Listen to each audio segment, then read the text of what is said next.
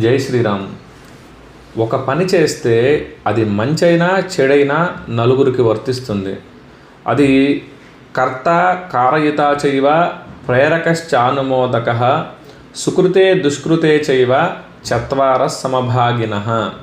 అంటే ఒక పాపం చేస్తున్నాడు అనుకోండి, చేసేవాడికి అలాగనే చేయించేవాడికి, ఇది చేయొచ్చు అని చెప్పి ఆమోదించేవాడికి, అలాగనే ఇది చేస్తే బాగుంటుంది అని ప్రేరేపించేవాడికి, ఈ నలుగురికి కూడా సమానమైన ఫలితం ఉంటుంది.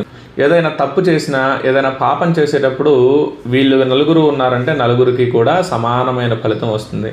అలాగనే ఒక శుభకార్యం కానీ పుణ్యకార్యం కానీ చేసేటప్పుడు కూడా ఈ నలుగురికి సమానమైన ఫలితం వస్తుంది. ఉదాహరణకి సామూహికంగా ఒక దేవాలయంలో ఏదైనా కార్యక్రమం జరుగుతుందనుకోండి, చేయించే పురోహితుడికి, అలాగనే చేసేవాళ్ళకి, అలాగనే చేయటానికి డబ్బు ఇచ్చేవాళ్ళు ఉంటారు, అలాగనే చూసేవాళ్ళు ఉంటారు, వీళ్ళందరికీ కూడా సమానమైన ఫలితం ఉంటుంది అని చెప్పి ఈ శ్లోక అర్థం.